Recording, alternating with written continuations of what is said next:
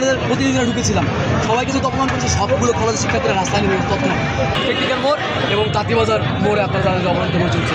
আমাদের একদম সহজ কথা, প্রবিসি মামুন এসেছে বাংলাদেশে আমাদের কী হলো? রাষ্ট্রপতির যে ক্ষমতা বেশি, প্রধান উপদেষ্টার যে ক্ষমতা বেশি, 16 কোটি মানুষের যে ক্ষমতা বেশি, সে 1 মিনিট খেয়ে এখানে এসেছে। তো খারাপ কাজ চরিত্রহীনের মতো চাকরি করেছে।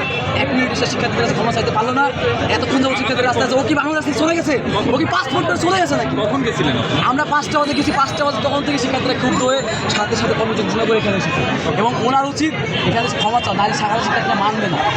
মত তৈরি হয়ে গেছে, ওরা মানবে। তার পদত্যাগ চাইছেন কিনা?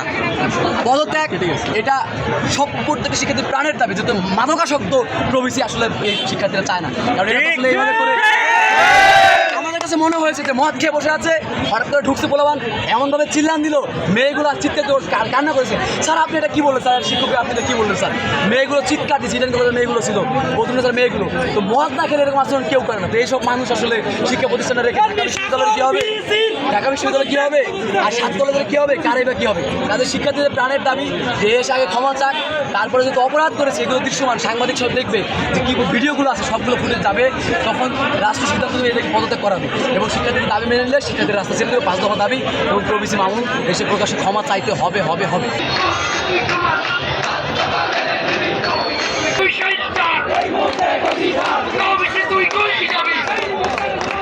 মানুষের ভ্যাট ট্যাক্সের টাকায় শিক্ষা প্রতিষ্ঠান চলে।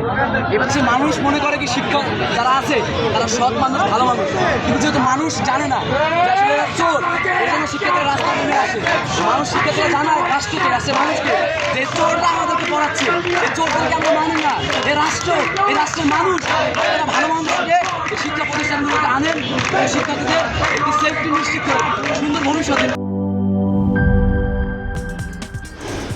কি boss, vital match, tough opponent, tension?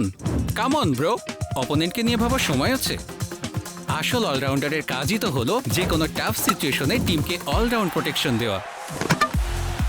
Just like my টাইলক্স, যার অ্যান্টিব্যাকটেরিয়াল এজেন্ট টয়লেটের কোনায় কোনায় পৌঁছে 99% জীবাণু ধ্বংস করে, টয়লেটের কঠিন দাগ ও দুর্গন্ধ দূর করে টয়লেটকে রাখে ক্লিন আর সুবাসিত। টাইলক্স টয়লেট ক্লিনার, ক্লিন মানেই টাইলক্স।